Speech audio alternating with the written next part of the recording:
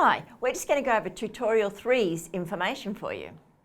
So in this one we looked at adolescents' health and the issues and challenges in relation to that, the current health policies and also the key aspects of assessment for this age group. So adolescence is a very unique phase of life. There's a number of different classifications or the way people clarify what ages this relates to. If we look back to our psychosocial theories, Erikson classifies this as age from 11 to 20. However, age 18 in Australia is the legal age group of being an adult. So for our purposes, we're going to look at basically 11 to 18. But we also want you to look at this period that some theorists call the emerging adulthood. And it's that age group from 11 to 25.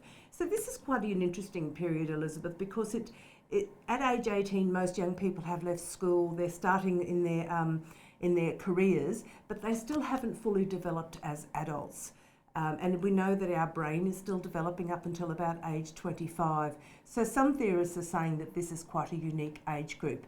And it's very challenging when we're looking at some of the data around what we might refer to as teens, as youth or adolescents, because there's no one clear source of data that talks about this whole 11 to 18 age group. There's sort of 14 to 20, and so it's difficult to get an overview of all of the data. What we do know is that most adolescents do manage to transition through this challenging period and come out the end of that as reasonably well adjusted adults. Now on your slides, that one there you can have a look at on your course site in the slides. I've just tried to highlight the areas of in this age bracket just to show that it is a significant portion of the Australian population currently, and these are figures comparing the year 2000 to our current period of 2020 when we've got the most recent figures for. We may get more detail when the latest census reports are brought out. Now this slide is really to, I'll just step a little bit further aside. This slide is really to help you to understand the various changes that are occurring in this very interesting and a period of rapid development and change. And the easiest way to understand that is to group it into sections like physical changes, cognitive changes. And you can see on there we've got psychosocial and risky behaviours. So this is important to get an overview of all of those different changes that are occurring. Then we start to get an idea of why this is a particularly challenging time for young people as they go through and transition these many challenges.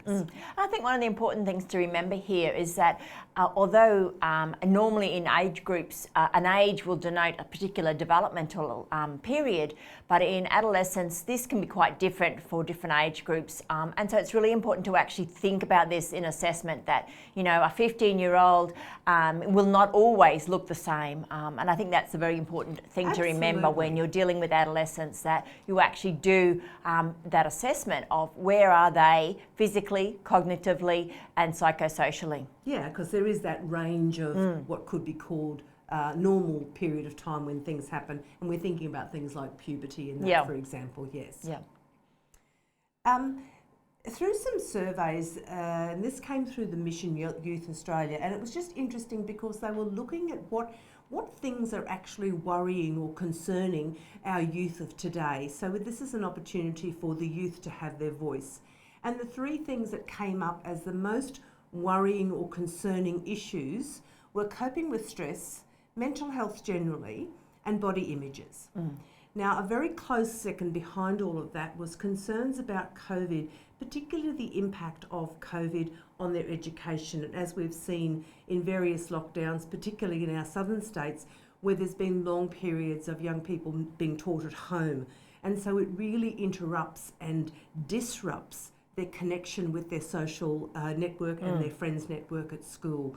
And that can impose quite a bit of stress, because one of those developmental things is that growing importance of their friend network as a very part of their mental health stability is that connection with friends. Yeah, developing that sort of social skills ready for being an adult. Yes, and a sense of belonging, and it's all part of this youth challenge that a big thing for them in this period psychosocially is developing their sense of identity.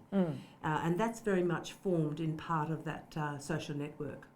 There is strain on family relationships as well. However, we do have a number of our youth, more than 50%, do report that they have happy relationships with their family, which is quite heartening. Yeah. And this slide just looks at the challenges that really focus in particularly this age group. And as you can see, most of them are physical concerns, but with an underlying mental health issue. And that's a very important point, Elizabeth, too. We've said that before, that there is so often an emotional, psychological connection between the physical issues. The graph up the top there shows you these reasons for hospitalisation. Now, all of these things are on your course site in the module, so I would really recommend that in this section under this risk-taking behaviours that you look at these things in detail. The one about the graph there, think about that in comparison to the children's accidental and injury.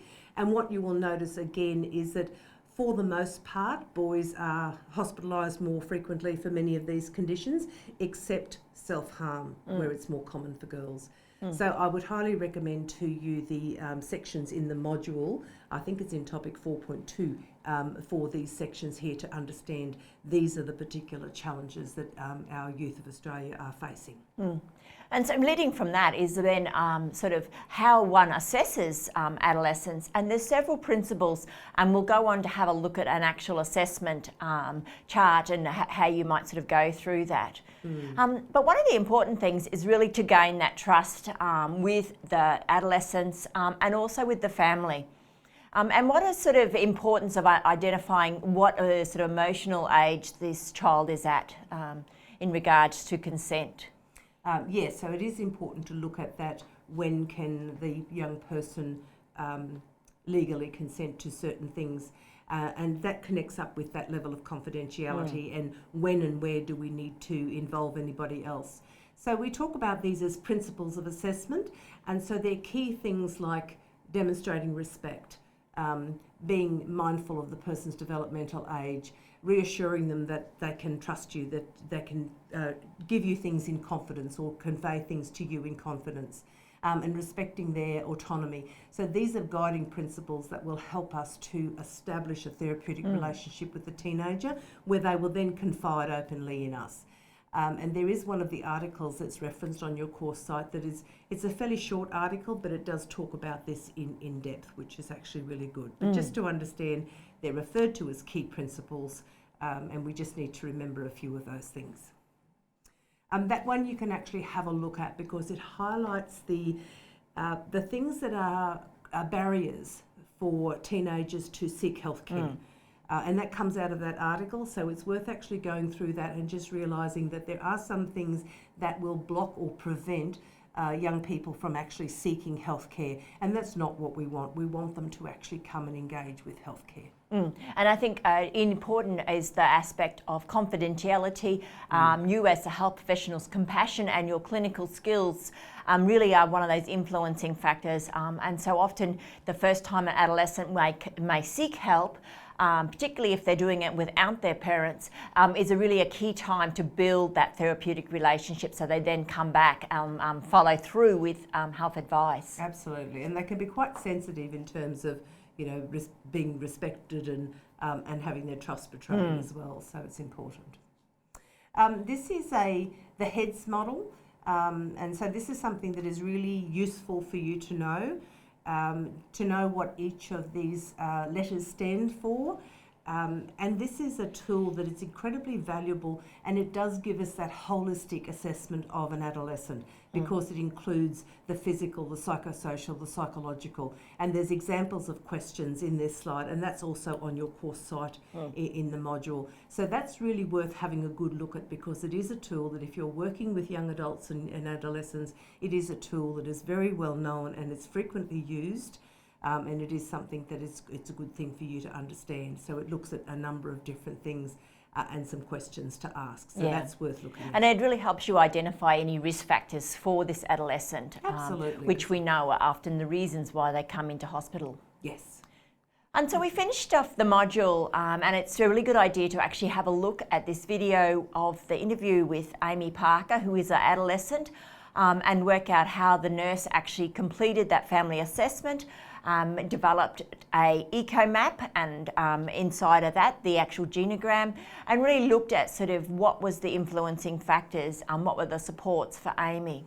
And we did some exercise around that, just looking at what were the issues that Amy raised, and we talked about setting some goals for her care as a nurse, because there are some things that Amy would talk about. If we just go on to the next slide. So we looked at that, establishing goals, and we did a practice around identifying some goals and then developing those nursing strategies that we could achieve those goals, and including some buy-in or some empowerment of the teenager where they're taking some responsibility for the care. Yep. And in that video you saw when Val was talking to Amy, one of the issues was around the infection of her belly button ring, and Val had given her the responsibility to making sure that she was responsible for cleaning it. Yep. So that's that, treating her with autonomy. And then we moved on to some specific nursing actions that we could do for some of the issues that were raised in the video, and then how we would measure or evaluate whether they were effective using that nursing process overlay. So if you haven't watched the video, please do. There is a transcript for that that's there as well to read through, so you can connect the dots with those things. That slide gave you some examples of some of the different support services that are available, and I think as healthcare professionals we need to have some idea of the different resources that are available that we can refer people to. So that provides some examples of those. You will find many more as you go through your practice as well. And it's really important, as Eileen just said, to be aware of what is available, because you are the person that the patient comes to first. So you need to know what's available for this particular health adversity that they're facing. And we don't necessarily have to know all the answers, but just simply to know where we can go to find that information. And many institution websites will have connections or links to different support services. So have a look when you're out on placement about what links you can find as well. Yep. So thank you, and that's sort of Module 4 covered. So make sure you look at the mini lectures and go over the information.